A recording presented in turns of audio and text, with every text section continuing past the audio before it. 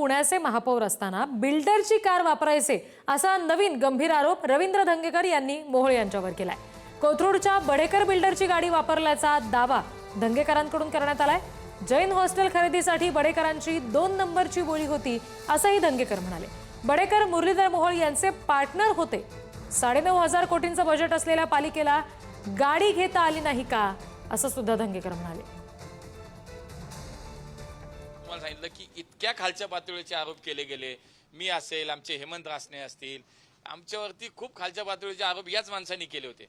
त्यावेळेला काय झालं, आम्ही दोघे निवडून आलो, याला घरी पाठवलं लोकांनी। मला असं वाटतं की पुणेकर सुज्ञ आहेत, पुणेकरांना कळतंय। माझं म्हणणं आहे की सत्यता तपासून वाटेल ते लावा, सोडू नका कुणाला, कुणी असू देत, ते मी असू दे कुणी असू, पण सत्य तपासा, एवढंच माझं म्हणणं आहे।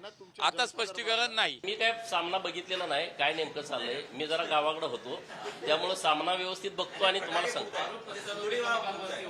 नाही, माननीय मुरलीधर मोहोळ अण्णा यांनी व्यवस्थित आणि सविस्तर आपल्या मीडियामध्ये त्याच्याबद्दलचा खुलासा केलेला आहे आणि त्यामुळे त्यांनी जो खुलासा केलाय तो सविस्तरपणे बघितल्यानंतर सर्व विषय